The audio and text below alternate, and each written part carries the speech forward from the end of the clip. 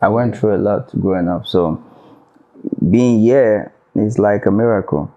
All right, everyone. Welcome to today's episode of What is Life? An ArtCast where we explore silos of Black consciousness, human rights, migration, emotions of colored and Black people, as well as combustions of societies. Our studio guest today is an accomplished video director, cinematographer, who has worked with several musical artists of African, European, and American origins, as well as brands and record labels. Please join me in welcoming Patrick Elis.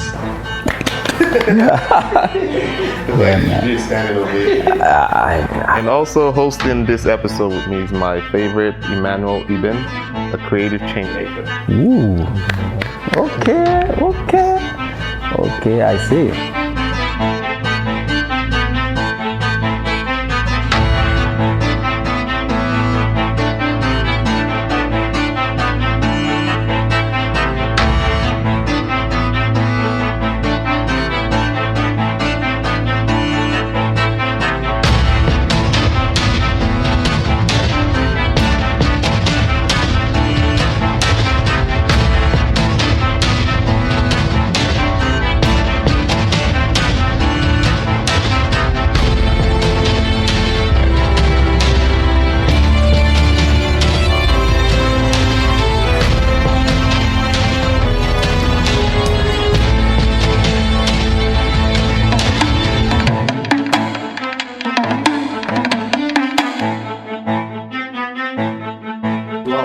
This is a conversation, an intellectual, and it's a performance nationality. Oh, okay. It's an art performance where I like to have intellectual conversations going on while I paint.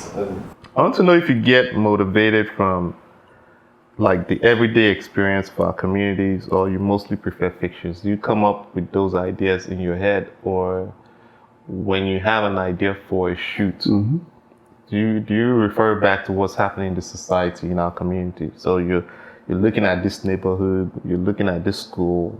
For instance, that video, it was the set was an idea of a secondary school. Yeah. A guest artist will come into. So for something like that, would you say, okay, I'm looking at Ajegunle or Mushin or all these places, I'm looking at the style of livelihood, not style, the idea of livelihood or the representation of livelihood there, and I'll export from there. And because for me as an artist, everything I paint is just like they either come to me in a dream or it's probably a dream and a mystery about my past, which is also added to my experience. But some people like what I call fiction. Yeah. I mean, it's probably not fiction, it's just like your creativity, things you create by yourself. So there's no wrong or right. Yeah, for art is two different forms.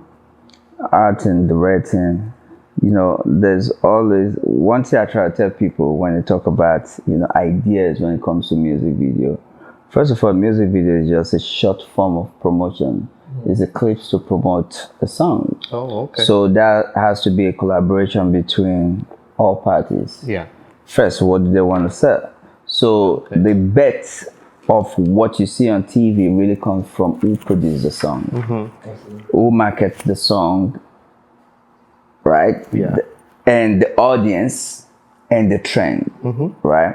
So for the Wizkid video, when I got the call that I will be doing a video for Wizkid. So first of all, the way that whole scenario happened was I was working on a TV station called Nigeria. Oh, I remember that. And Nigeria is a lifestyle channel that, play music and, red carpet and all those moments. So I got a call from a friend of mine that happens to be a big producer then, Sam Clef. Oh, Sam Clef. So Sam Clef called me. I was like, okay. I think I did a video for Sam Clef with skills first. It's called Laba Laba. And that was the first video I shot for Sam Clef. Yeah. And we shot that video in a space of 3 hours. Oh, wow. With no budget. So we just had a small Canon 70. Is that a camera. quick time? Yeah? To shoot a video for 3 hours? Is that a fast time? Yeah, that's the fast time for the most part of it because we had to move from point A to point B, but they were not concept. What we just wanted to do was just to combine a lot of clips. Freestyle, so now, freestyle. So we did that. We went from the mainland to the island, and the video came out, and they loved the video. I see. So I think Scales was signed to EMS at that time, and Wizkid was signed to EMS first before Scales. Before Scales, okay. So, and I know Scales because I know Scales from, we did a reality show. He was the winner of the Just version. So Sam Clef was producing for Wizkid, and I think he showed them the video and they like it. So they're like, okay, we'll direct the video. Then I just came back from South Africa. I was shooting with Nigeria. Yeah. So some people like, it's my friend. It's dope. It's this, you know. So it let EMS people contacted me, and they say, hey, we want you to work on the video for Skills. So we're talking, and then Wizkid came up. I don't know who brought the Wizkid, and it was like, oh, Wizkid was signed first, so let's do a Wizkid video first. Okay. So the song I wanted to shoot first was Eddie for Grammy for Skills. Yeah.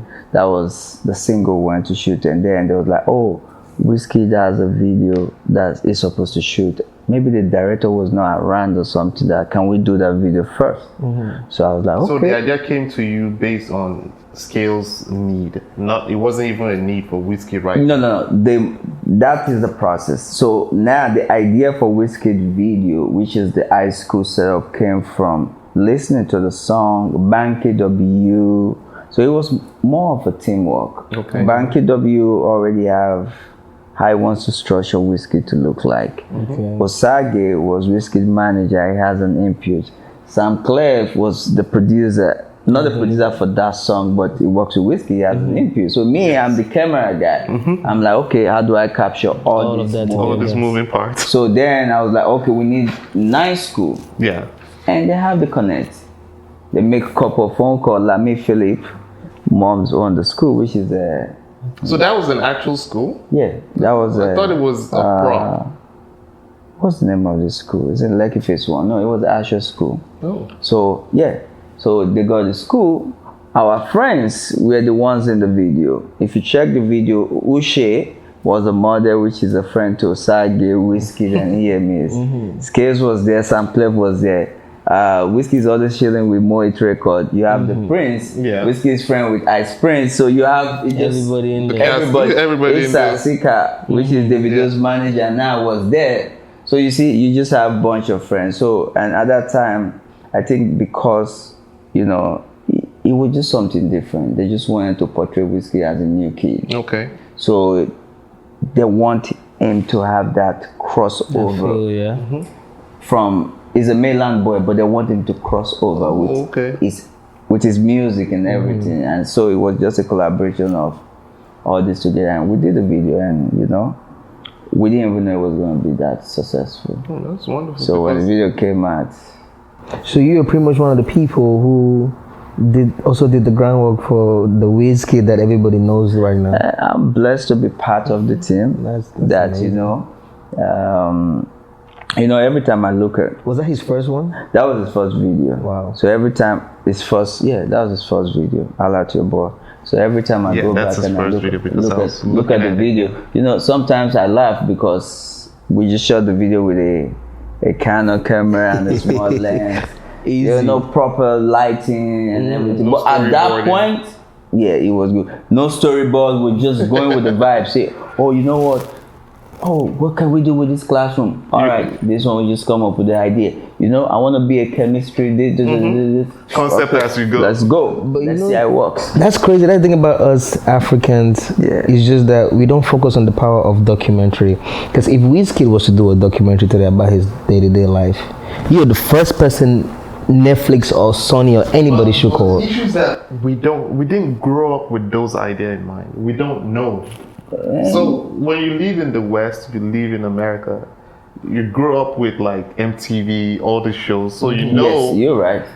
You're right. Very correct. In arts, we call something retrospective. Yeah. If you've been a painter for a couple of years, 20 years, they get all your works from all the collectors who have had them, all the museums, Yeah. they can get them. There's a record for it. in music, you have, Bono, all these people, they go back and they do a very wonderful album. What do they even call it? A vinyl of all your greatest hits. The documentary comes on at night. They say, looking back at the life of Michael Jackson.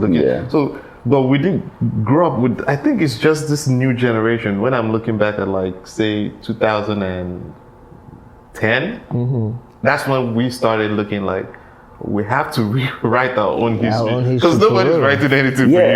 And that too, the market is saturated. The market is survival of the fittest. And you want to write your own history. You want to do your own thing. And that's one of the things I said. If you're part of something, don't wait for anybody to give you your flower. Yeah. Give yourself your flower. And plus the thing is that we have the numbers to make the market. Yeah, so if I see a Whiskey, we have great relationship. That's one thing that I love about him. We did a lot of work after that, so it wasn't like that was the only video I shot for Whiskey. I read somewhere that at first you didn't like putting your names on your works. Yes. Then people started like stealing your works. Then because originally I was just a camera guy that just want to capture. Like I said, coming from the architecture background, I just want to capture moment, and so I wasn't really focusing on trying to be famous with this. And then sometimes you go somewhere and then you start hearing people saying, just because they did one or two things, a lot of times I heard, I direct Whiskey video, I did it. So I was like, how did you do that? I know you put an idea, but that doesn't make you the director. You understand what I'm saying? So I was like, okay. That's an intellectual property. Yeah, I was like, okay, so it's a thing that you have to, brand your work yourself. Because some of those videos, you don't really make money from it. Yeah. So the only thing you have, if my name is not on the video today, it's your work. Yeah. I don't have anything because that's all you have. You don't have royalties from that. It's not your product. So that's why I'm like, all right, cool. You know what? Let me start putting my name. So back then I was using Elis. So, I saw it. It's a logo, you put it on the side of the video. Yeah, I think the logo thing happens when I was transiting from Nigeria to America. So my friend, it's so crazy. My friend, Chopstick, which happens to be Burna Boy, the one that made the biggest song right now. He produced and Yeah. I was looking at how he sampled the song. I'm not sure who was interviewing him on how he produced that song. I was like, that's really beautiful. Yeah. So Chopstick was the guy that was like, Patrick, let me make you a logo. Because it's my friend. And because I love, he's a very creative guy. I was like, what kind of logo? Tell. The layers, how he sampled that song. Like, let me make you a logo. You need a logo. I'm like, I just put my name there. He said, no, let me make you a logo. So he made the logo for me. And now, like, for free, you understand? Now I look back, I'm like, damn. For really the crazy way, how this whole thing just happened, and then look at God just putting everything in place, And back then, I met Chopstick through Ice Prince, Young L, and all these people. I just listened to the songs. I was like, who sang this song? That's one thing I do. I don't really shoot for money, and I think it has a good and a bad side of it. As a creative person, it has a good, because sometimes I was just thinking about this afternoon because a friend of mine was an artist. There's something itching you like, try this thing, check this work out. I've never done a work like this. Let me do a work like this. Or you're sleeping and dreaming. You're like, you find this work. The thing knocks you to do it. But on the money side, there are people who are just waiting for you.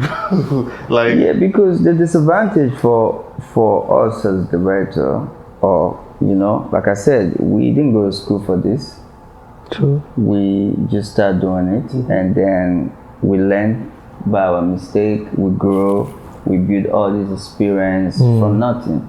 So one thing we never know how to do, which is crazy. We never know the business aspect of it. And that's one of the things I always talk to the young generation, always learn the business aspect, because I can say my generation don't know the business aspect of these things. We didn't know that if not for the grace of God that you're still relevant, a lot of people before us, they're not relevant. And because they don't have any artists that is still functioning right, that they collaborate with. You understand what I'm saying? Yeah. So that's all you got. That's 10 seconds of fame. So now I didn't understand the business aspect of most things that I did. Yes. But I was just now trying to put things together and say, oh wow, I would have known how to do this better. I would have learned how to do this better. Because if you understand the business, no matter how creative you are, if you understand the business, you stay longer in the game. True. Because then you know when to transit. Okay. And then you know what project to do. So me, at that point, I didn't know what project to get my brand on. I was just working. You were just working. For the fun of it. Or because I work in a TV station. So many times I listen to song and I'm like, who sang that song? Say, yeah, I like this song. Say, oh, okay. Let me All right. on the video. I want to show the video. There's so many times I was doing a video for another artist that paid me, but the song is not good. I accept the video because I want to use the equipment to shoot a song For someone else. That's wow. good. So I will tell you that, oh, can we shoot in the night? So you keep it to the one. So I get the equipment during the daytime, and then I call you. FYI, our camera guy is laughing because I think he's done things like that. And then I call you and say, hey, let's knock this thing out. I'm not going to count many videos I've done that, like super big videos. Nice. So sometimes it just go. But you know, you're in an industry whereby people don't really know the process.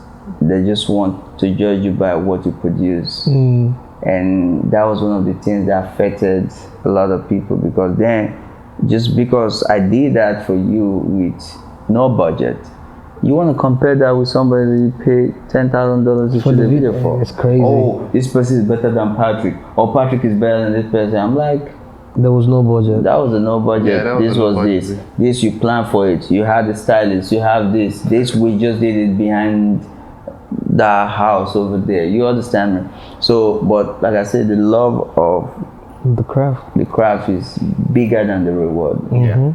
And that's one of the things that kept me going. I was like, no matter what, you know, I gotta do it.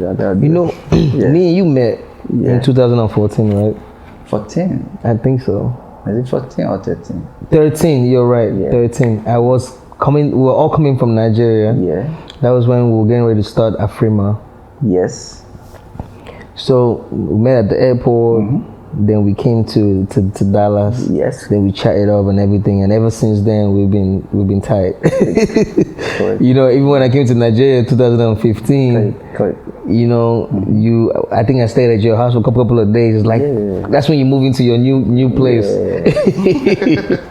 That was a nice place. You know, then you told me, Manny, fuck Nigeria. Yeah, because it's like I gotta get out of here. Like I gotta be out of here. Was that after you came back from South Africa with Nigeria? oh yes. Yeah, that's like a long time ago. After that was a long time. I think it was a very hard decision to make, yeah, but it was the best decision. it was the best decision because when I think about it, it's like the people think Patrick got swag, but Patrick always been had swag. Like Patrick kind of person who will see you like, you know, I like this, but I'm gonna fuck you up. You know, Patrick always had the swag. Patrick always had like. He's a video director. He's coming up with stories in his head. So yeah, well, I think you one of can't the really things compete with I know that I missed growing up was, first, I came from a very church background, deeper life. Oh wow. You don't watch TV growing up. Was your dad a pastor or something?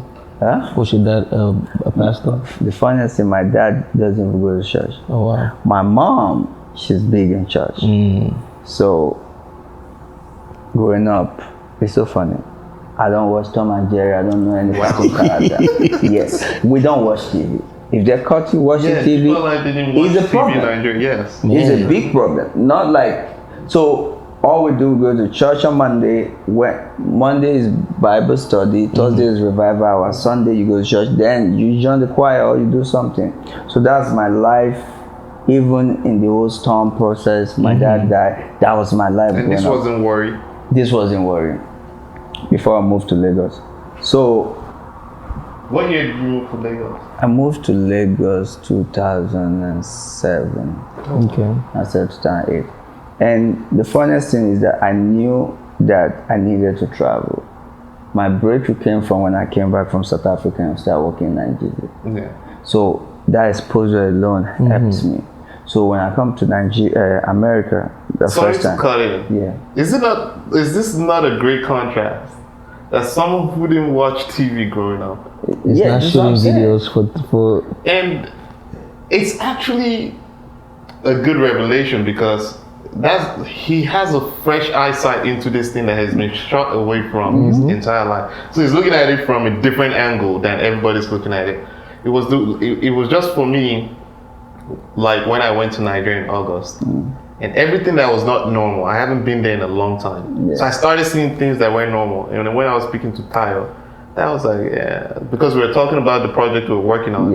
I said, can we get those in the frame, in the clip, in the show? It's like, no, that's just gutter. That's just mango tree with stream beside the restaurant. I said, mosquitoes have eaten my whole You say it's normal, no fumigation, nothing, no pest control.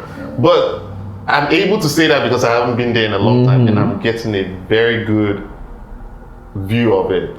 Maybe from a storyteller, it makes a good story. I see where it's coming from because as a creative person, your eye catches everything that's different. If it goes against the grain, your eye catches it. So for him, not watching TV, then realizing TV as a grown person, like what is that? You even get better by realizing, okay, I can make this better because it's for yourself. Yeah, because Lagos was just an eye opener. When I came to Lagos, I'm like, oh, I can do this. I can see the possibility of things. That's why I say exposure is very important. It's not just you thinking you're genius because you're based in one place. When you travel, you meet other people, you collaborate, you ask. So when I started shooting video, and even the idea of music video, because then I used to work on reality show. I did the Apprentice Africa and a couple of reality show. So I was more towards just the camera guy. Just want to make sure you look good. You look good. My visual, mostly people know me for clarity. I'm not really big on, at that point, I was like, what can I do to have an inch in the market? When I know that I want to direct, I was like, okay, people like, every director has their hint, their niche. Yeah. So what do I do? So I was like, look at me, I look fly, I look clean.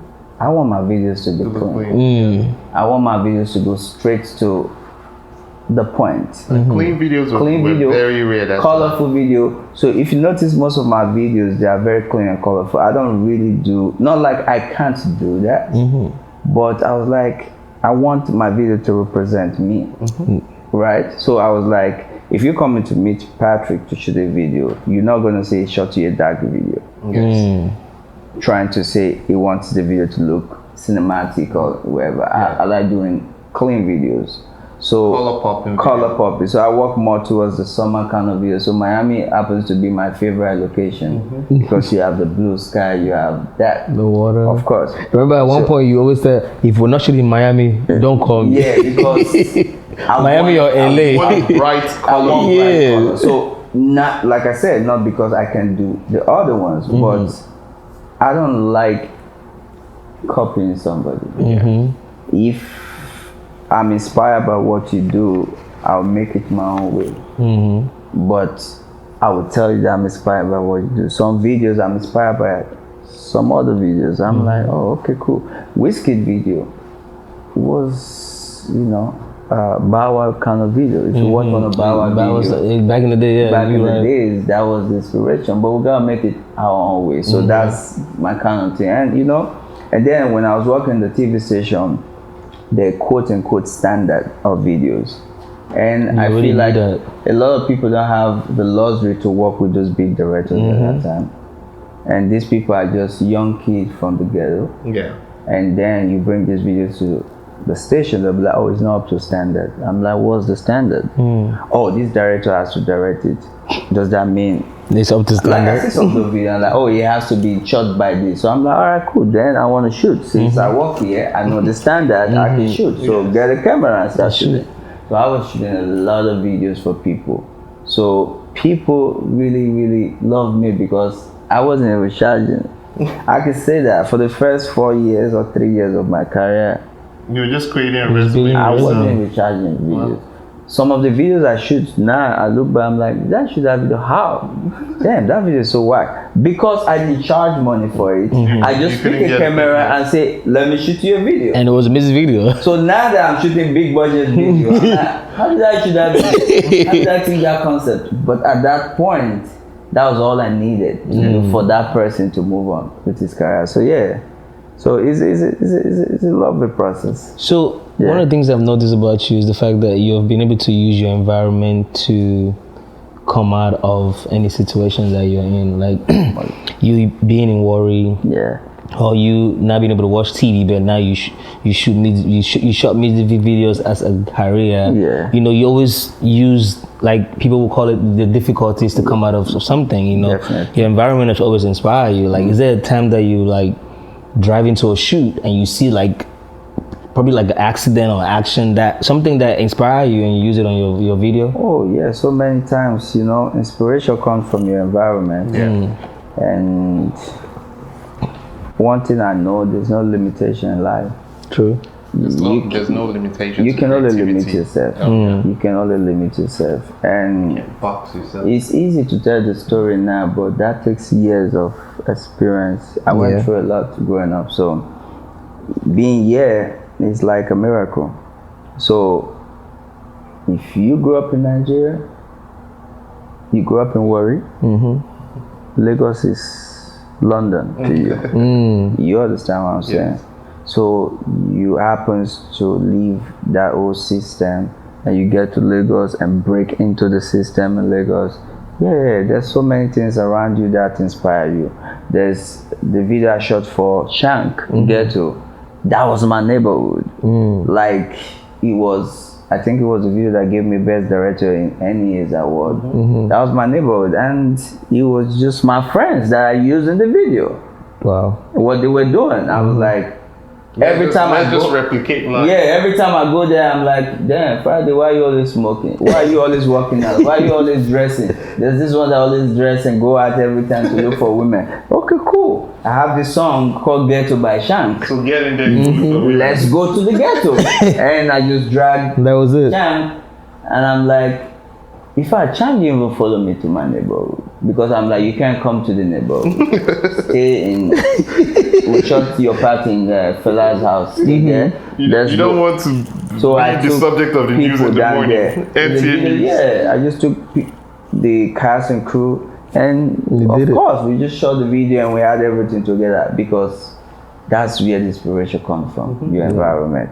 So now that I'm in America, if you watch my video, you can tell that factor, that migration. Oh, okay, every time I love going to Miami. I love good things. I like designers. He loves good You things. have to dress nice in my video. Yeah. Because that's what represents me. I love staying in nice houses. Yeah. We gotta implement that in most of my work. Now I fall back to, you know, artists and what they want. Like I always say, video is just a promotional tool. Yeah. That's why you can't kill yourself. Because next 2 weeks It's gonna be another one. Yeah. So the video that you say is the dopest video last month, it's not the dopest video again. They've moved on. Yeah, so when you shoot, you just try as much as possible to pass the message that you want to pass. And always remember, different people have opinion on what you're doing, which is not your business. Your business is to make yourself happy and make your clients happy. Leave the fans. The fans don't have option. They'll follow you to I learned that a long time ago. The same thing that make a fan love you will same thing that will make them hate you too. The same. It happens so much that, oh, Patrick video is too simple. Oh, I love Patrick video because it's always very simple. What is happening here? All you're doing is just same with the other person. So now pass the message, make sure your client is happy, and don't worry, the next is promotion. Whatever they promote for you is what you love. And there's one thing people don't know about Patrick too. He's only one of the few celebrities that I know that don't smoke and don't drink. Yes. Like I told you, I come from deeper life. You don't understand. You can't watch TV. You want to smoke or drink? It's a big problem. So, and that, that stick with me for a very long time. And like it's never changed. I don't care wherever you see Patrick at the club, just know he's not drinking anything alcohol. It's Red Bull or juice. Cranberry. Even if he has a red cup, don't ever believe what's in that cup. There's nothing, and don't even try to be like, oh, I'm trying to get high like Patrick Elis. Yeah, he has his own high. Because I like getting people high. I like getting people drunk. You will fuck yourself up thinking you're trying to drink the same thing he's drinking because he's not drinking. Yeah. Well, so the Time to Party video by Flavor, which is a very beautiful work of cinematography, by the way. I just watched it a few days ago. It paints a picture of good time, like you're saying, you like good time. Yeah. Good times for people. But, in Nigeria, we have something called suffering and smiling. Yeah. It's a lifestyle. It's not because they want to, they just don't have a choice. Yeah. Nigerians enjoy it as a culture in itself. We see people living below $1 a day, but over the weekend they get their Sunday's best. It's 5G time. They use it to escape their trauma. And I know you love to shoot beautiful videos. Is there a way you paint those hidden stories in your videos when you're not working on music videos or promotional videos for people? So I understand music videos are commercials to promote the work the musical artists have. The reason why I'm asking this is because that's a big subset of Nigeria where we like to hide. I'm not saying we need to revolt or we need to push, and other African countries as well. But it's a way where you see Nigerian happy, partying, good time now. When you get home, it's not the same thing. And I'm not saying it's not the same thing like on the weekends. Yeah. I'm not saying it's not the same thing like, oh, they don't have any. They really don't have anything. They have less than $1. They probably borrowed the shoe. So is that something you observe and they become hidden message in some of your works? Or you just have it reserved for something else that you do? Yeah, so, I was talking to Manuel. You have so much limitation in shooting music video because you're working with a lot of people's brand and that limits you to a certain level. And it's not easy to switch certain things because this is a video that, let's say I called you and I say, hey Patrick, I want you to shoot a video. Yes. This is how the conversation always starts. The first thing I always ask you, do you have a concept? Because it's not, you produce your own concept. It's not my song. It's not my music. Why I ask if you have a concept, because I want to know what the idea behind the song is from the creators. Now there are videos that you want to create for yourself. Like I just explained to you, the Chang video. Yes. It was more towards, I want to create something that I see every day, and I wanted to just tell a story about that. And I did it, and it was successful. So now, for the most part, the Time to Party, it was more towards the client I was working with, which was Flavor. If you guys know Flavor like colorful videos, like happy videos. He dressed like that too. And that's his brand. So it's hard to switch that brand. Yes, of course. So even if you're going through a lot, he tried to make you understand that I want people to be happy. So Patrick, please give me this happy video. And then I was watching a video, Chris Brown and Usher and Rick Ross. So I saw this beautiful location in California. And I was like, damn, this would be dope. So I sent it to him. That's how I work. I'm like, check this location. You like it? He's like, oh, what beach is this? I said, it's not a beach, it's a studio. Somebody built this. It's like, oh, that would be good. I said, yes, we can shoot that video there. Yeah. And the next thing, Flavor like dance. He said, let's get 30 dancers on set. And I was like, okay, let's go with the vibe. So, and that happens to be, I think it's my most watched video. It has over 100 million views. Wow. That's why I picked that one. And Yeah, it was my most loved videos, most watched videos, and it's a beautiful work of cinema. I like it. yeah, so it was just something. It's a collaboration, like I always say. My work is mostly collaboration of me, the artist, what they want, and you know. But I'm trying to go into short films now, whereby I want to actually shoot what I want to shoot.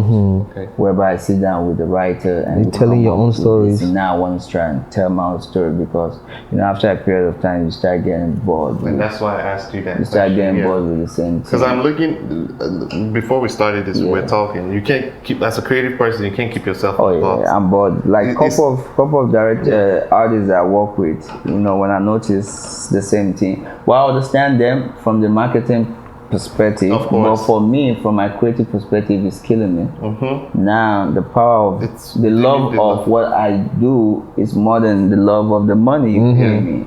So now I'm getting to that level whereby if I give you the concept that I want, that I feel like it will be good for both parties. If you don't like it, we can let go. We can work with the next director. I'm not looking for fame anymore. And you know, I've been doing this for 15 years now. God bless, I've won a couple of awards from it. Yeah. And you know, I have the opportunity to meet with great people. And the people that I started the business with, not all of them that's still here. Yeah. You understand? And the people that I did that first project for, they're still big in the game. So relevance is there. The next thing is the love of it now. So if I don't really connect with your music like that, I kind of take a break from it. So at the point in your career now, you pick and choose who you film for? Oh yeah, right now, I don't just shoot for money, but I shoot for money too. Because I gotta pay the bills. You know, there's the one whereby the song is not great, the budget is This great. budget looks good. So yeah. It compensates each other. There's the one whereby the music is good, but the budget is trash. Not good. Then you try to come in and say, hey, can we tell a story with this? Can we make it like this? So yeah, we have to. Yeah, but I'm heading towards more of a good music, good relationship, and good connection. Yes, that's good. So if you were to look at life right now at this standpoint of living in Nigeria and living in the diaspora, how would you define life? Well, it's not where it's not where you want to stay. It's not where you want to stay. Don't worry, we're not sending you back to Nigeria. You say what? You say America. You didn't even let me finish the question. I understand the meaning of in diaspora, but I like it to be precise. Okay, looking at life living in Nigeria and life living in America. You can call it Yankee. Not John. Yankee is Jan. Jan is the old ways. No, Jan is London. UK. Oh, Jan is London. Okay. UK. Jan is UK. Yankee is America. Okay, you can rephrase my question for you. So, Patrick Elis, if you were to look at life from this standpoint, living in Nigeria versus living in Yankee, how would you define life? I feel. What's the essence of life? How would you define it? Life is for the living. That's true. And life is what you make out of it. And it takes me time to understand that where you come from doesn't matter where you go into. Because now I see things clearly. That's what America does to you. Like I said, not just America. When you go to the Western world, whereby there's still bad leadership, but they understand humanity to a point. Of course. They understand that money is not everything. Yep. They understand that when they're sick, they have to go to the hospital in their neighborhood. Not elsewhere. Not elsewhere. That's the basic. I think we really don't understand certain things. They understand that in this neighborhood, the school you go to doesn't matter, because that school can be the best school in the world. You understand what I'm saying? There's basic things. It make me see life differently. Nigeria, growing up in Nigeria, I wanted to be Patrick Elis because I feel that will help me, or that will take me from, I just want to be famous because I just feel like fame is what will just change my life. Change your life, yeah. Now I'm in a country whereby I don't need fame to get things. Or to get access to. It's so funny that because in Nigeria, fame and wealth is what gets you basic amenities. So you want road, yes. You want security, you want water, you want good shelter. You have to be famous or extremely wealthy. Yeah, so I don't need to introduce myself as Patrick Elis all the time. And it makes me understand that I don't have to be Patrick Elis to assess things. I can be Patrick Eritable to assess these basic things. Okay. Now, the Patrick Elis is just an additional thing that comes that God gave you to help people. You understand, not to use it against people or use it as a superior power against people. The next camera guy. You understand what I'm saying? So now I see life really different and plain, and I understand that where you come from doesn't matter. Where you're going is what matters. And delay is not even an issue in life anymore. The amount of time you spend complaining, if you start something, you will achieve something. And even if it doesn't come at that time, just see that as an experience. You need that experience. When you became famous, you need it. I didn't know these things. When I wanted, let me just become Patrick Elis. I became Patrick Elis. And there's a lot of things I need to learn, but I can't go back and learn those things because, like I said, I'm in a country whereby, I'm famous. So I have to just ignore things. So many things I need to learn, I can't learn it. So now I always tell the upcoming director, learn how to do this. Study it, because it comes a time you can't do that anymore because you have everybody that wants to do it for you. True. And when you keep having people doing those things for you, one day you just have your camera and you don't even know where certain is. True. And then you be like, damn, how did I lose it? Because now, can you get me the Arri Alexa with this quick lens? Yes, I need a Steadicam guy, I need this, I need this, I need this. These are the things I was doing by myself that I love doing. Now, because of the level of fame, you just want people to do things for you. So that whole time you need to enjoy it. So I always appreciate the moments that you have, and I appreciate life.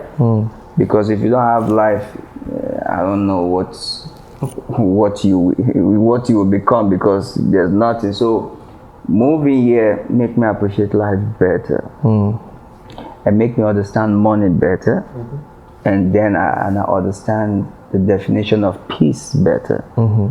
So there's so much that I did not understand in Nigeria. I know, but I don't understand it. I thought I just want to have money, live on the island, drive a Mercedes, and do all this. The stuff every single one of us see from childhood. So money, car, I house. did that, which was good. I made it there before I left. I got to the island, and when I was there, I was stressed out. I won't say depressed, but I was close to depressed because I was driving those cars, but I was still missing the definition of happiness. What's so life I was really like, about? So now I came to America, whereby stop all this noise. I wake up, focus, and I stay focused, and I can actually appreciate life more better. So I think, not like you can't in Nigeria, but because the drama is too much. There's so much going on. You live on Banana Island, you don't have the best schools there. You don't have the best hospital there. So what makes you a rich man? Can still die in Banana Island with the hospital. It's not even, if rain fall today, you can go into your mansion of billions of dollars. That's for. If you're sick, you can call the ambulance to come. The ambulance to come get you. You understand what I'm saying? The house is burning. Firefighters cannot. That's the most take down your fire. Neighborhood in Nigeria, if not in Africa. You understand what I'm saying? It's competing against. So what makes the neighborhood expensive? So if you're thinking of, because while you're there, all you wanted was, I want to be famous, rich, so that I can live in these places. So now you get to those places in Nigeria and you still lack these basic things. So now that's the difference. So when I came here, I don't have to be there to enjoy life. I can go to the park. But how many people goes to the park in Nigeria? Which part? You understand? There's so much. Exactly? And it has not, it's just because the country is just structured to kill your dream. And because people benefit from that. From those things, yeah, you're right. You understand? The kids goes to the best schools overseas. Yeah. The kids, they are my friends now. They don't use the medical. And it's not their kids' fault. It's not. You understand what I'm saying? And that's why we're doing shows like this. Even so, I won't bash the kids or No, not at all. The kids don't even know. No. Because there's so many things I didn't know until like I had to reorient myself on the things that the proper things that happen in other countries, that because none of us in Nigeria have ever, and that's crazy. Yeah. None of us in Nigeria or some parts of Africa have never lived with the basic amenities. Yes. Proper roads. Yes. Proper lights. Okay. Water and healthcare. Never. None. Even the wealthy ones. You know Yes. why? Because they live with generator. They don't live with Straight up 24/7 light. Like the other day, okay, so last year, my dad built a new family house in Cameroon. Yeah. This is when I know that there's some things that What city in Cameroon is that? in Kumba, Cameroon, my parents built their finished building the house. Oh, I remember that time. So my dad wanted, one of the things that he wants is to be able to give back. Both of them, my parents, that's all they want to do. Yeah. So they asked for my sister for one thing, and they wanted to build a borehole in the house. Yes. So people can. So I kept asking, why do you guys want a borehole? Because you can easily get water and all of that. And they just say sometimes the water is not accessible. So they just want a borehole just in case that there's no water. They can just get water from the borehole. Yeah. So my dad now built this borehole, but he built it they dug this borehole, but they dug it by the fence. And I was like, why are you putting it all the way to the fence? I came home in December and he showed me, it's like, this is what we're doing. It's like, we're going to connect this borehole outside of the fence so people can access water. So there was a massive flood last month. I'm talking about the whole city of Kumba was out of water. Yeah. My parents, my mom, they were back then and they sent me a picture. If I tell you, my family house was packed. The lines because of that water. Like the line from just the entrance to getting in the road. My mom was telling me people were coming from over like 5-10 miles away just to come get water from that borehole. You can imagine. So that's why I just feel like. So it's like those basic things that I feel like when I got here, it's like, man. It's not it. That's why I love the It's crazy. I love this country. It's crazy. And I love Nigeria too, don't get me wrong. We definitely was more stable. Get the right things. I always said, I don't know. Once I give advice, you have to take it. If you want to, you don't have to take it. But if you're a young boy in Nigeria, I think the best thing that can happen to you is to leave the country and go back. After you find your happiness. You define certain things in life. Because our purpose is to help people. Our purpose is to, educate the people. Like me, I want to go back and educate people that comes from the same place. Of course, I'm going back to do seminar, to do things, not for money, just because I want people to understand that I can come from this place and still end up in this place. Yeah. Growing up, I was watching Akon. I sit down with Akon, Wale, and all these big names now. So you understand? So that's possible. But if I didn't leave Nigeria, you would never get the opportunity. Will I ever get to this place? No. Exposure. Did Akon went back to Nigeria? Yes. Did he meet young creative? Yes. But are they still communicating like that? No. So if you have opportunity to leave. Set up yourself, come back, educate people. Because Nigeria can only get better when there's many more minds working together. Yeah. When people like us that have been through a lot can easily say the honest truth. You can sit in Nigeria and say, oh, it go better. We were speaking to Big A yesterday. Yeah, it will work. We're talking about how dangerous it is to say these kind of things in Nigeria. Yes. Number one, these people can off your mic anytime. At any fucking time. Yeah, so if you're young, and you have the opportunity to leave Yes. and come back. I don't say leave and go and run away. No, leave and come back home and help people, because you understand what they're going through, so you can easily say no. You can still make it. You can still come back, because if you don't, this is the business of being there. They'll kill your dream. Of course. And that's the thing. If you stay in Nigeria, okay, let's just put this in reality perspective. Afrobeat. Of course. The three major runner of Afrobeat: Whiskey, Davido, and Burna Boy. They had to move out. When last did they perform in Nigeria? Only in December. Good. They had to move out. Are they Nigeria. surviving? Yeah. Yes, they're surviving. Now they can say things freely, because even the government can't even pay them. But if they don't leave Nigeria, then they're subtitled to that currency, right? So now Whiskey charge this great amount of money. Burna Boy charge that.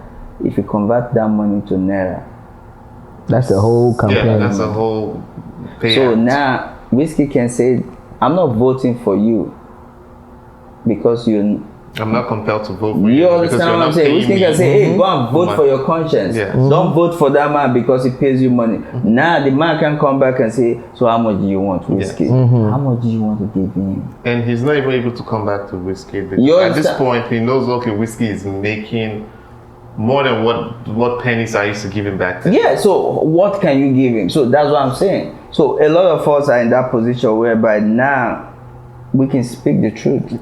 But if you're in Nigeria, you can't, because you want to grow, and there's only two ways to grow. Is it that you go through politics or you go through entertainment? No, leave entertainment. No, entertainment. Two ways to make money in Nigeria. Two ways to make money. No, I think it's only one way. It's politics. No, man, you don't. There are two ways to make money in Nigeria. Either you go through church or you go through politics. You're right.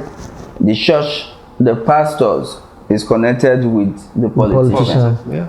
Finish. Every other thing comes next. Everything else comes. Two people that are scared of: your pastor and your politician. That's it.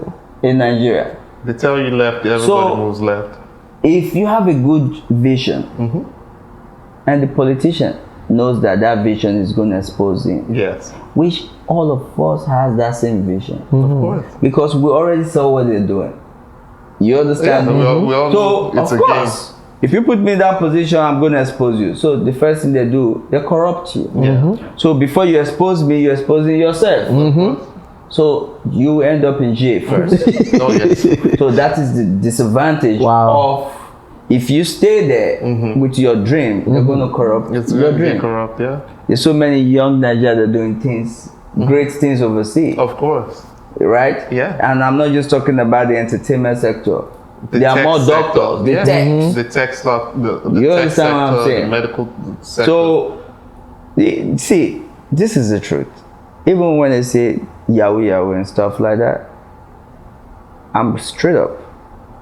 If they're all in America, or we have the same structure and everything back there, those boys are tech boys. Yeah, they're tech boys. They really don't have access to... Because one, not just the access, they can't make money off it. How much do you pay a boy that designed this? You pay a peanut, but yeah, people makes a lot of money from just working at home. You know, the first time I heard of what Bitcoin was, it was through a Yahoo boy. Yes. That's the first time I heard about what Bitcoin was. So now when I think about it, it's like, motherfucker, why didn't you buy Bitcoin? So no, I have a friend.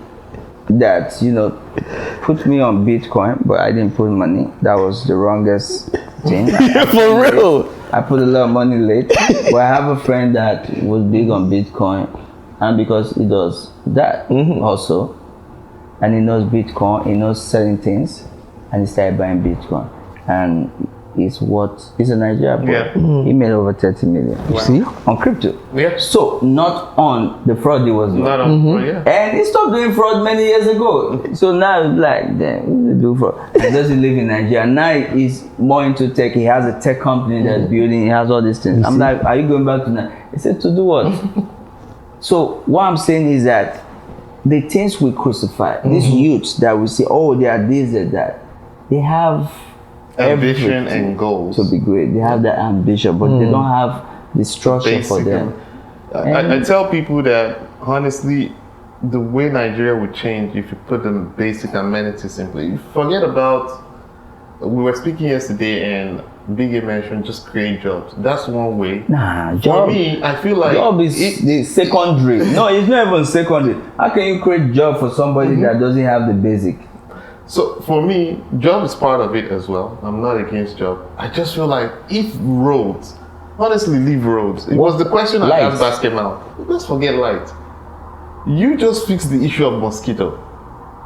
I'm telling life is an ecosystem. You know, they say if you kill all the bees on earth, humans will cease to live because they pollinate the flowers and everything we actually need every day. If you fix mosquito, watch how the country changes health-wise. People are now able to. Most people in Nigeria have typhoid. They have malaria. Everybody's mostly always. I have a headache.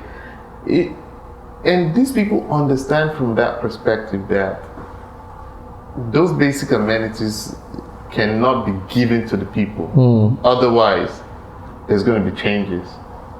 So for me, the only way I can help is using an ArtCast like this. Yeah. My work, just giving people an idea. Because I remember when I was in Nigeria then, part of the reasons why I moved was learning. First of all, as a young guy in Nigeria, you see foreign countries as Hollywood, which means it's impossible. Just forget it. Yeah. You know, Hollywood is almost, if you want anything from the movies you're watching, you want the lifestyle of 007 or Tyler Perry, Medea, those are movies. But when you see people speak about it like, no, it's not a movie. You actually can get, and some people won't believe, basic roads, running water, shelter, no mosquito and light. If you're getting salary, you're entitled to it. Yeah, I mean, speaking of like basic things, necessity, like we talked about this, and I feel like everybody has a point where they feel like the government they put a chokehold on those things to make sure that the people are still submerged in their struggles. Because if you watch, there's one thing that when it happens in Nigeria, people go crazy. Fuel scarcity. When that fuel scarcity happens, people go crazy. Like you could see a tanker truck just collapse, and people dive in it to carry fuel, and somebody just light up a cigarette, and the whole area, about 20 people or 200 people, can just die. And you wonder, like, what would make someone that crazy to go in there? You know it's fuel. Yeah, it's fuel. You know at any spark of light, we're all dying. But they still dive in there, carry it in the bucket, soak their body in it. And when it happens, people are like, oh my God, this person don't die, or this person don't die. What happened is a survivor spirit that we have as Nigerians. And every Nigerian wake up every day to survive. Yeah, you're just waking up trying to survive.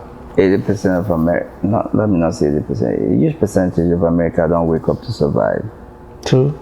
They plan their life. I can tell you for a fact, the few Nigerians that can plan their life in 3 weeks, me, I'm one of them. That messes me up till I even move to America. I can't tell you what I want to do in 3 weeks. Yeah. So when I'm traveling, I buy my ticket 3 days before. And my friend, why are you buying ticket 3 days before? I said, because I don't know. He said, but why don't you know what you're doing? It's I said, most because of us, you're not the only one. I came from a place whereby I can't plan ahead. No structure. So we survive. So when you see a tank, to that guy that rushed there, man, this is an opportunity for me to make money. So he wants to drag, he forgot about his life first. And that's one thing they've done. They only give you guys opportunity that will rule your life off. So every Nigeria youth, if you're smart, you can see that and say, oh, the government is giving you money because campaign election time is coming.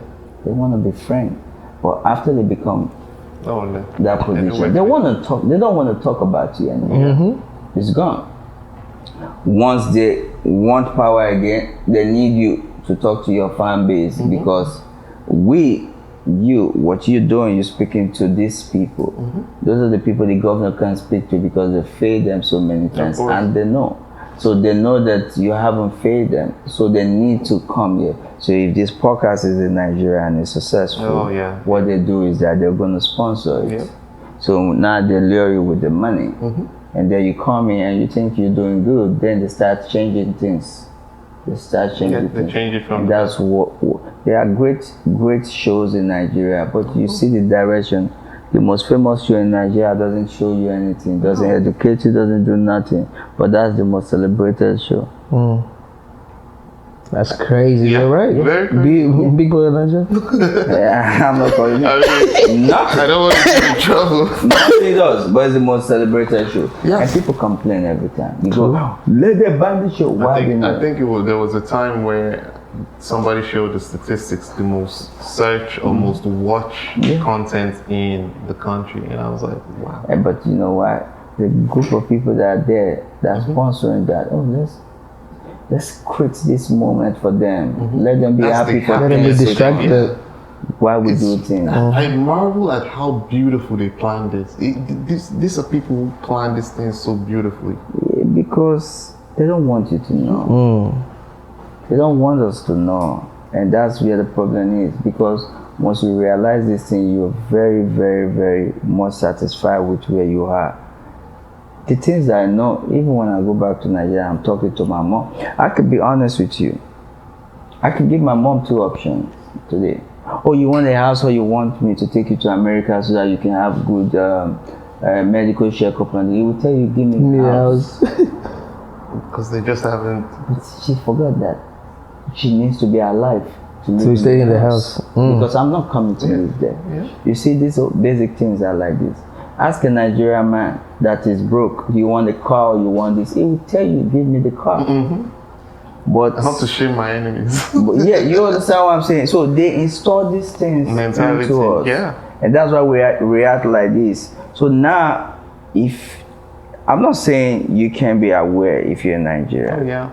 You can be whoever you want to be. We know exactly. But for you to be aware, you have to be in a certain bracket. The difference between you and them is that you can speak everything you want to speak and still work out.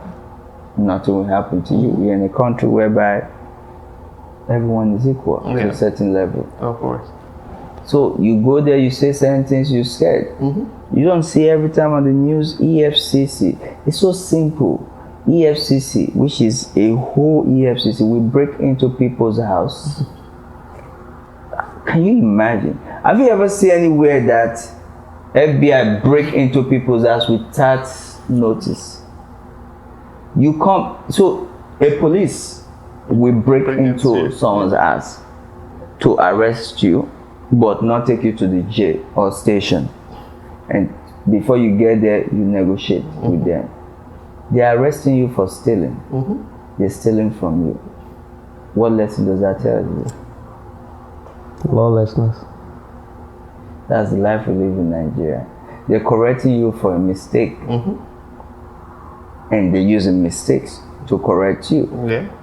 So it's hard. So the only difference now is if you're not there, I don't want anything from you. Which I said that you come to America as a director, you can take a break. You can go into IT, do all the things. When you get yourself, you situate your situation. Then you go back and direct. There's no age limit. There's no limitation. You don't have to direct. And then you can go back. But that country, there's limits to everything you can do. That's why you have to do everything at the same time. That's why you see everybody in a hurry. And they're getting to nowhere. Because we think that we have to accommodate everything. We have to. So, and it just pisses you off because you look back and you say, why did these leaders know what they're doing? Why are you doing this? Why are you shutting down school system? Why your kids are overseas school? Why are you doing that? If your kids goes to that school and they come back home and they're with you every day for 7 months, you drive them now. You don't open school already. So straight up. You don't think about the other person. The increment that the lecturers are asking for if you combine the entire amount these wealthy folks are spending on their kids' tuition overseas versus what increment they're asking for, and the salaries, they weren't even asking for increment. I think they were asking for their salaries. It's just The amount they're combined, the combination of all of them are paying for tuition is much more than what they owe. And I keep looking at that and think, wow, this is crazy. But you mentioned, Emmanuel spoke about fuel scarcity. If you were to fix the issue of fuel scarcity in Nigeria, how would you attempt by doing? What would you do? For me, to be honest, one thing I understand about myself is that I don't really talk on things that I don't understand. Okay. And I can fix something that I don't understand. Okay. The only thing that I feel like I can fix is to really, educate people more. Of course. On life and the purpose of life, and which I feel life is to help ourselves and love ourselves. And I'm not a petroleum person. I'm not going to say things that I don't know, because that's even worse. That's worse. Yeah. So I was looking at water, and as an artist, when I'm painting, I micro think everything. Maybe it's overdose, maybe it's OCD, I don't know. Because I remember one time when I was growing up, we had to go fetch water, and we were living in Kaduna then. The place where we fetch water from home is about 2 miles. So I think that's how many kilometers? That's far. On the way home, there was a heavy rain. And we weren't, I don't think all of us were not up to 3 feet tall. The flood was so much, it was just, so at that time I was confused in my head. Why am I going to fetch water when there's rain falling? But even if rain is falling, is there nobody, at that small age I was like, is there no one who can convert this rain to water for us? Why are we going? And I was looking at, I had to rearrange myself with a lot of things. I went to school, but yet I don't think I learned anything growing up. I had to relearn. I realized that water covers about 71% of Earth's surface. And of that water, 0.5% of it is fresh water. For purification, which is very easy to do in Africa, I see European Union and Japan, all of them have their pockets deep in Africa right now. And even the US, you don't, it's become a business. And I was looking at the filtration process of water, so I just Googled, how do you filter water? And it's very easy. And I just felt like, if we ignore the government, is this something that the people are able to do themselves? Because the way it looks, the solidarity between the government and these wealthy folks, it doesn't look like they want humans to have anything. But again, going back to the knowledge perspective, impacting people with knowledge, like growing up, they made us think water is a bit, like I explained, for me it was rocket science. Water, this bizarre material. Then growing up, I'm just realizing there's even abundance of water. It's 71% of Earth's surface. So if you look left, right, Lagos border, everywhere there's water. Warri border, Ogun border, there's water there. So all we need to do is purify. Is this something far-fetched for people to do while we're waiting for the government? We can't just, as a set of people, a set of community, get water and work on purification. I feel when it comes to that, like I said, if you're in a country whereby if you're successful, people want credit from it. And then you gotta understand that Nigeria is a country whereby the great people, very wonderful, we're the people. blessed. I can say that. I'm proud to be in Nigeria. In as much as I do this Yankee thing, I love being in Nigeria. And we're blessed people, we're creative, we can do anything, and we can do everything. But don't forget, there are certain things that are put in place for certain people to benefit. Of course. And they only want to benefit because that's what they understood. If they don't understand and they're not benefiting from it, it's not going to fly. I remember back there, my mom, we set up a pure water company.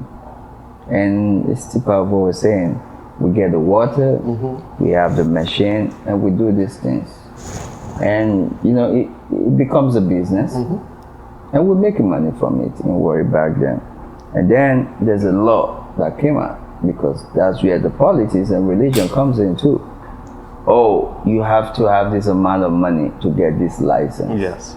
And now, anything you're doing in a country, because a country is governed by rules and regulations, and you don't have those licenses, you cannot do it, whether you're the people.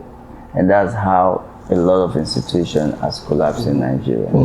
So yes, there are people, we can do these things for ourselves, and there are people doing it. Yeah, of course. There are people in neighborhood, they're helping people purify water in those slums and all these things. But they can't do it more than a certain level, because then it becomes a challenge to the government. And now they want to and fight the government. Yeah, the government wants the people to always want something. There's always a road that's always being done every time in Nigeria. And I keep asking myself, what is the problem with these roads?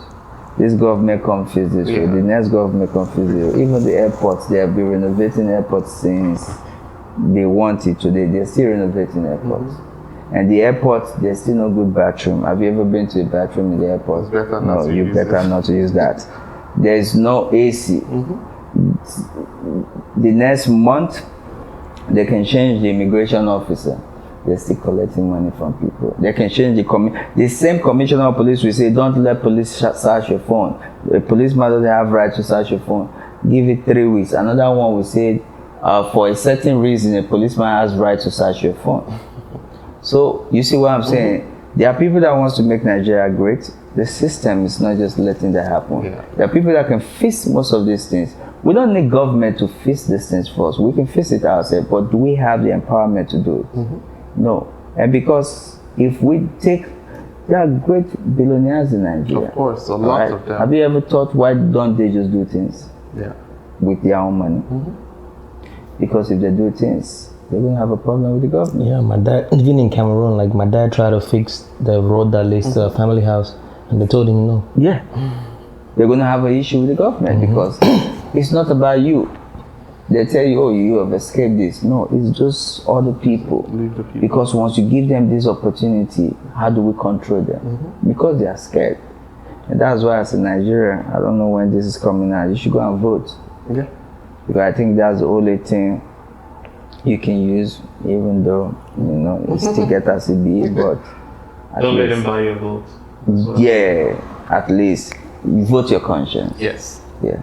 So, this is kind of a different question. What was the most fun and creative project you've worked on? Fun and creative project I've worked on. And I know most of your work has to do with, what the customer wants. Yeah, fun and creative, that's a good one. Every project for me is a baby. Some are challenging because of maybe the artist, location. Some are fun.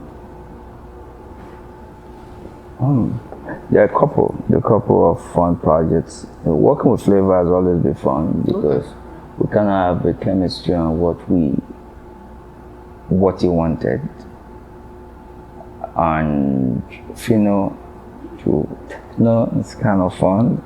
Because for the most part of it, we end up not using 70% of the things we pay for. I know a video that you shot for almost how much that is still out to today. Techno video, we spend money, but we don't end up using most of the thing because, like I say, creativity, you can't put it in a box. Yes. It just comes and just say, this is the energy that I have right now. And that's challenging and fun too. So yeah. When it comes to fun, I have fun every time I'm on set. I try as much as possible to have fun because that's the beauty of the work. I enjoy doing it. So I try to make sure I have fun, even if there's challenge. Okay. Yeah. So who are the most important African, Nigerian or Black cinematographers or motion picture creators that you go back to whenever you're looking for a way to relearn something? And I know you learn to yourself as you go. Are there people you consult, like, I like the work of this person? No, the thing about that is I learn from everybody. Yes, I'm open to that. I don't have a particular person that I learn from, or I ever go back to their work. I can wake up and learn from the director that doesn't even have name. Like, I've seen so many great directors coming out of Nigeria right now. I'm like, who is this guy? I just saw this name. Maybe one of his work is not as impressive as the other one, but I learned from even the work that is not as great, because the same things that I can see that, oh, he's trying to do this, it doesn't have this much, but he can achieve this rain from this. I know what it takes to create a rain scene in Nigeria and in America. Okay. So when I shoot certain videos, and I'm talking to my crew, I'm like, oh, but we can create a rain scene, just cut this and do this and this. And I'm like, oh no, we need the fire service, we need this. I'm like, no. They just do this. They're like, oh no. So I learned from everybody. And I'm not like, I'm being inspired by everybody, good or bad. Okay. Yeah. So the last question we have for you, we ask everyone, what are you currently working on? What can we be on the lookout for? Currently, I've took a break for a while.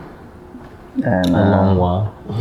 A long while. I feel like you only shoot for people you're interested in shooting right now. No, the thing is that there's a cross line between America and Nigeria. Okay. And there's always a trend. I live in America. So bring me to shoot in Africa costs a lot of money. You're right. 80% of Nigerian artists don't come over here. Of course. So it's hard for me to shoot for those people. Now in those 80% comes the upcoming artists. So that is the revolution. Yeah. So every big director now, because music changed, you need an upcoming artist with a fresh blood to create with. For you to stick it being a trendy director. If not, your quality and your profile will just keep you running for a while. So if I'm not in Nigeria, how many artists comes to America? So out of those artists that made it to America, I'm talking from the Nigeria perspective. I shoot video for other countries and all that, which I'm doing very well with. But because they're not a Nigerian music video, they're not played on Nigeria stations. So people don't know that, oh, that's Patrick Elis' new work. You understand what I'm saying? So they only judge you by what is played in Nigeria, what is trendy in Nigeria. So they'll be like, oh, your last video was Flavor video, Levels. But Levels was not my last video. I shot other videos for people that are great. That has millions of views too. So that's just what happened. So now I'm still doing videos. But I'm in a position where I'm doing a lot. I'm trying to go into movies, short film. I'm doing a show for Netflix. I have like a show that I'm working on. Okay. So yes, I'm still slowing down on music video because it's a preset for me now. I know what a music video is. It just depends on. It's like it's a baby. You see how many seconds it takes you to do this. It takes people a long time to understand what you just did. I can't do this in that short period of time. What is a music video for me? It's a 4-minute, alright, cool, performance. Okay. Performance, cutaway, slow motion, connection. That's what a music video is. So, what are your shots? Wide, medium, close, drone, overhead. That's it. So, who I'm working with, what concept you want. The ones that say, oh, I don't want performance video, story. What's a story? It's just your illustration of what you want. So it's a preset, so I already know what that is. Now I'm trying to go into something else that I want to learn. So short film is coming out. And apart from that, I'm going to a lot of things apart from entertainment related. Because at some point you want to, do other things too. And out of the box. So IT is there, big on crypto. Unfortunately, we lost money this period. So, I'm big on tech too. So Before we close, I want to ask you one question. excuse me. One thing I've noticed about Africa is that we don't have a system set up for royalties. I know you talk about so much views that you get on your videos and stuff like that. Even the producers in Africa, some of them don't get royalties back then because some of the producers would have been like millionaires by now, but they don't get that amenities to get that royalty. So do you think it's something that needs to be starting to be implemented in like the works that are coming out right now? Yeah, I think, things are becoming different, things are changing, and it's changing because of conversation like this, because some of those producers are part of great projects. Of course. They're not where to be found. And same with the artists.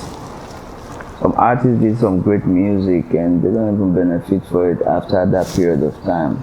And the reason is because of the structure that we complain about. And for directors, it's hard to get royalties of visual. Because like I said, it's a promotional tools. So people pay you for the most part of it. You have rights to use it and showcase it, but you can't benefit financially except you convert that showcasing. So that's why now people are big on doing behind the scenes. So that's your content. Once the video drop, you can do that and get money from that. But I can't upload the actual video because I'm being paid. So those are the things that I say they are fundamentals of business now. Apart from the creative aspect, you need to learn the business aspect. And that's why I always say young directors. So when we were doing videos, when we started, we weren't focused on those things because we didn't know YouTube were going to start giving people a lot of money. So we're just shooting. So now we understand that. So even as a young director, you can actually make money off your own content. True. You can do partnership with artists now, whereby you shoot their video, you fund the video, and you belongs to both of you. Split money from this thing. There are certain things you can do. You might not charge, and you discuss. So the game is bigger now. So yeah, those things are becoming something that is changing by the day about the royalties, and you need to start having a real conversation. I know you're a creative person, but hey, what if this goes this way? What would be my benefit? Because trust me, we don't make money. People think we make money. I gave somebody a story about a producer and a director, and he'd be like, oh, you guys charge 40K, 30K, 20K for video. Producer charge 2K to produce. I said, nah, you should 2K that charge. If that song become a hit record, he's gonna have royalty for the rest of his life. Mine ends there. And the 2K, the producer can produce with a laptop. And you need a and it takes the 2K home.